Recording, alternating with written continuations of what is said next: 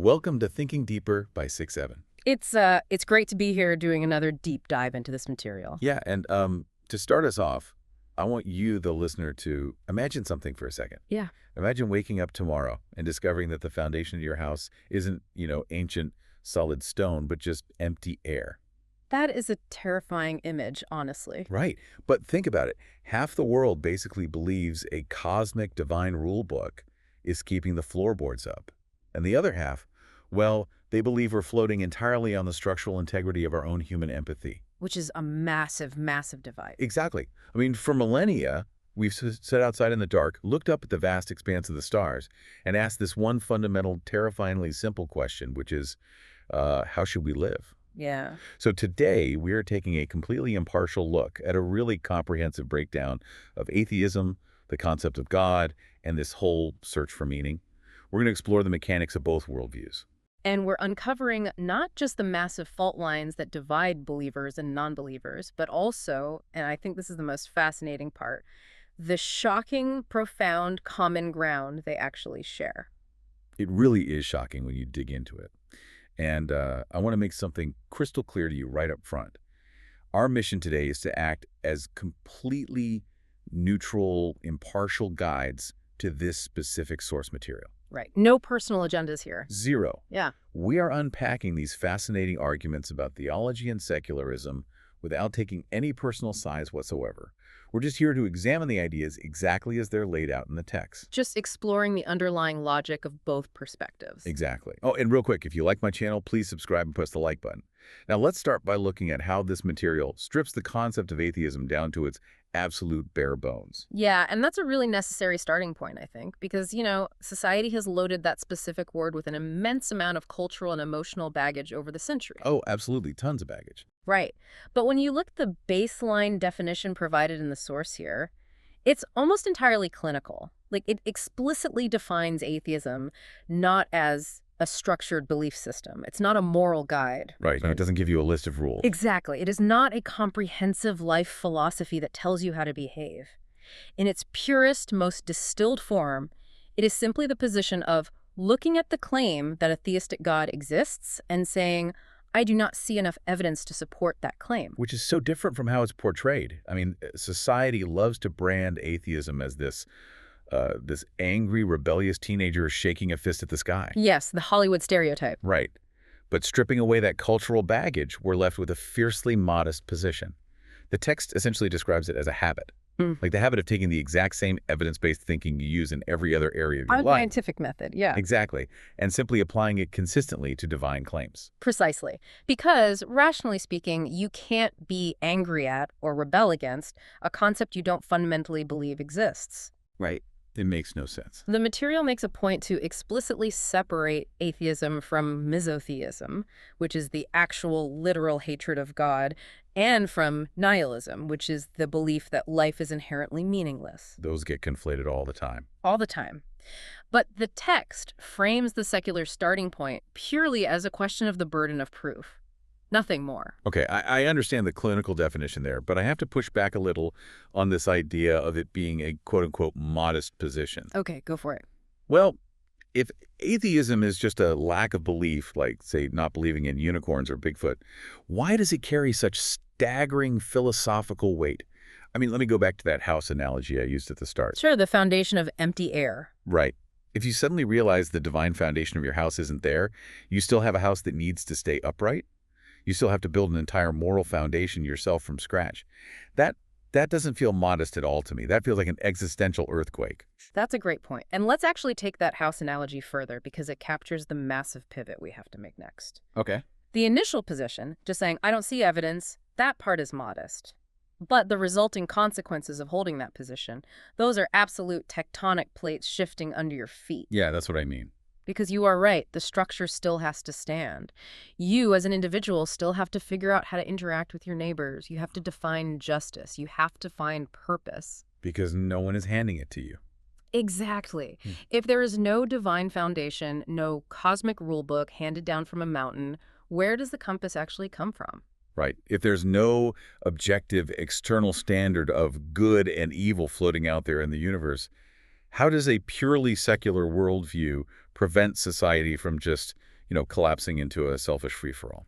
Well, according to the text, the answer lies in evolutionary biology and the mechanics of empathy. Empathy is a biological mechanic. Yeah. In the absence of external commands, morality has to be generated from within the human species itself. When you look at how human gangs evolved, we are profoundly social, tribal creatures. We need each other to survive. Exactly. We didn't survive because we had the sharpest claws or the thickest skin. We survived because we could cooperate. Game theory and evolutionary biology show us that reciprocal altruism was essential. Reciprocal altruism meaning I help you, you help me. Basically, yeah. Helping others with the expectation that they might help you down the line, or simply because helping the tribe keeps you safe by proxy. So the rulebook isn't carved in stone. It's literally written into our biology. That's what the secular argument posits, yes. Empathy becomes the substitute for divine mandate. If you acknowledge that other people matter, and you recognize that their pain is just as real as your own pain, Which most humans naturally do. right? Then goodness becomes intrinsically valuable simply because it reduces suffering. You don't need the threat of a fiery consequence in the afterlife to know that burning your hand is agonizing. And therefore, applying basic empathy, you shouldn't burn someone else's hand. And it scales up from there, right? The desire to avoid suffering scales into tribal rules, which eventually scale into complex things like international human rights laws. It's fascinating because it shifts the burden of meaning entirely onto the individual. You aren't handed a purpose when you're born. You have to construct it. It's a DIY worldview. Yeah, exactly. Truth is still beautiful. Human connections are still vital. But the source of their value is completely internal, which actually brings us to a concept in the material I found incredibly compelling, the idea of cosmic insurance. Oh, yes. The economics of time and existence. This is where the practical reality of the secular worldview becomes incredibly sharp. Totally. I want to frame this for you, the listener. Think about it from your own perspective. If you believe in a grand cosmic safety net like an afterlife, where all injustices are eventually righted, where suffering is compensated, and where you live eternally, time has a completely different value. It's a surplus. Yes. It's like economic inflation. Yeah. If you have an infinite amount of currency, any single dollar loses its immediate value. Right. But if you strip away that cosmic insurance, if there is no grand reset button, and this single life is the absolute only chance you get, man, the value of right now just skyrockets. It forces a massive sense of urgency. When time is finite, every second becomes infinitely precious. It's a terrifying realization, Yeah. honestly, but also deeply, profoundly liberating, because this exact moment will never, ever return. No do-over. No do-over. Yeah. If you only have one microscopic sliver of time in the history of the universe to be kind, to build something meaningful, to love your family, the stakes couldn't possibly be higher. It places the entirety of existential responsibility squarely on your own shoulders. You can't defer justice to the afterlife. Exactly. You have to create it right now. But, and this is a big but, and that is a tremendously heavy burden to carry. And this is where we really have to look at the text's brutally honest critique of this worldview. Yeah, let's get into the critique. Tearing down the divine scaffolding doesn't magically build you a secular purpose. You're often just left with a void. The material we are exploring doesn't just champion atheism as this enlightened, perfect state of being. It acknowledges its severe, glaring vulnerabilities. Which is so rare, right? Yeah. Usually in these debates, both sides are just fiercely defending their territory and refusing to admit any weakness whatsoever. Exactly. It's usually very tribal. So what happens the morning after you strip the belief away? Like, practically speaking. Well, going back to your analogy of building the foundation yourself, it's an empty plot of land. But the ground is still frozen. You don't just have to build the house, you have to thaw the earth. Wow. The explicit reality outlined here is that atheism does not automatically fill the meaning gap. For a vast majority of the human population, taking away the idea of a grand cosmic purpose curated by a loving creator leaves a very real, very painful psychological void. I can imagine. It's not a switch you just flip. It's really not. Simply repeating to yourself that evidence-based thinking is logically sound does not keep you warm when you are grieving the loss of a child, for example, or when you feel entirely lost and overwhelmed in the world. It's cold comfort. It's the difference between knowing the structural engineering of a house and actually feeling like you have a home. That's a great way to put it. And that brings up the massive architectural advantage that religion has always had, which is community and infrastructure. Yes. Atheism does not offer a built-in community. If you are religious, you can walk into a church, a mosque, or a synagogue almost anywhere on the planet and instantly plug into a community that shares your baseline values. You're immediately part of a family. Right. You have access to shared rituals, generational support systems, and a predefined social safety net. The secular world simply does not have an equivalent centuries-old infrastructure like that. So if religion is like moving into a fully furnished house in a neighborhood where, everyone brings you casseroles when you move in and watches your kids when you're sick. Yes, the Neighborhood Watch Association. Exactly. Then atheism is being handed that empty plot of land in the dark woods. Yeah. You are told, build a house yourself, invent your own rituals, find your own friends. It's exhausting. It's honest work, and the house you build is truly yours. But man, it can be incredibly isolating and lonely. Honest work, but incredibly lonely. I think that sums it up perfectly. And that isolation is compounded by one final, unavoidable vulnerability the text discusses: human mortality. Right, the big fear. Atheism does not completely cure the primal fear of death. It doesn't offer the comforting promise of a reunion with your loved ones who have passed away. It only offers a stark, clinical perspective. This is it. The biological machine stops, and you are gone. That is a remarkably bitter pill to swallow for a species that is acutely aware of its own mortality. Yeah. Like, we know it's coming. We do.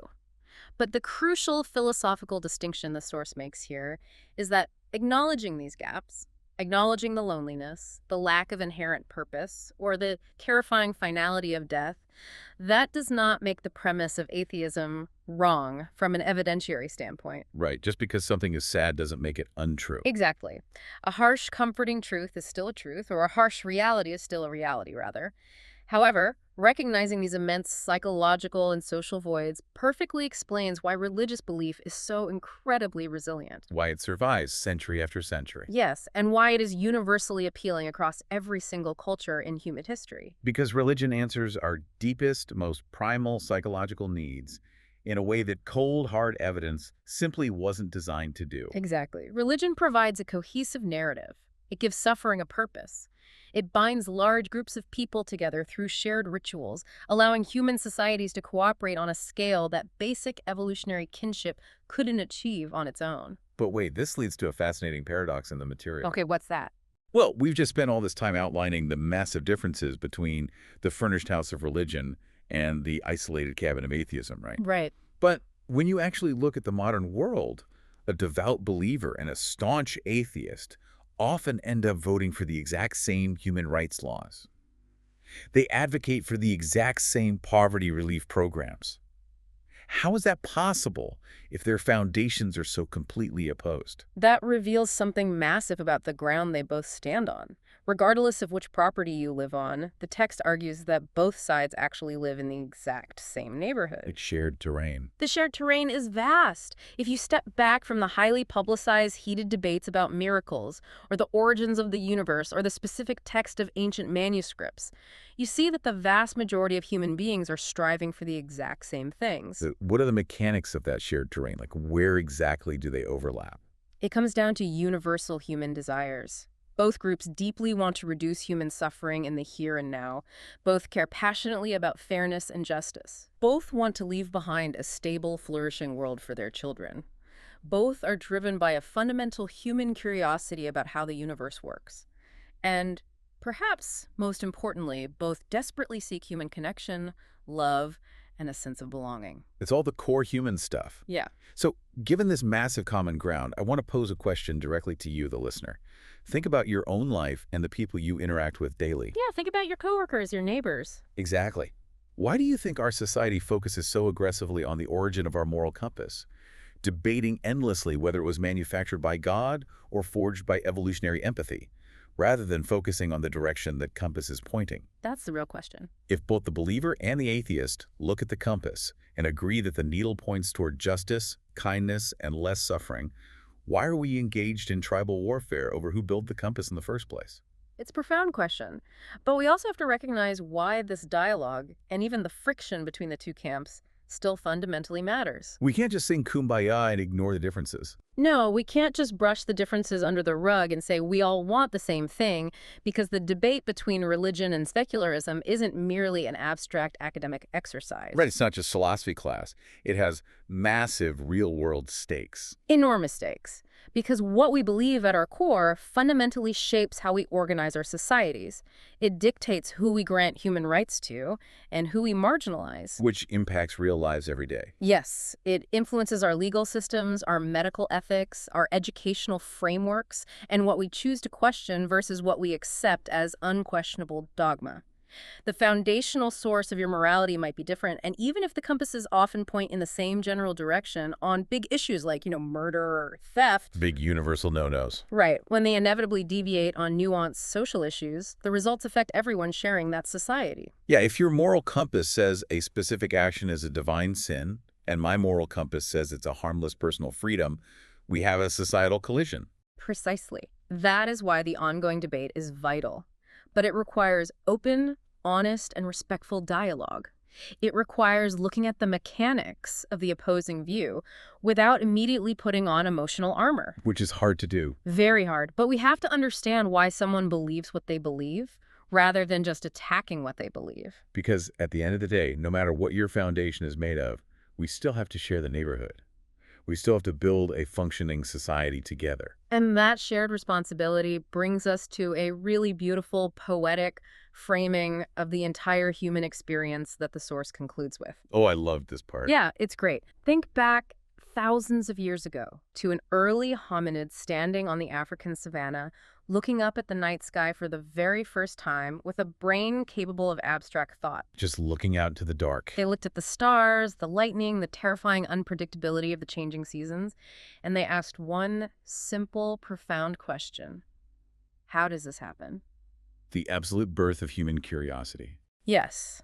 And from that single, solitary question, everything was born. That question birthed the first religious myths to explain the thunder.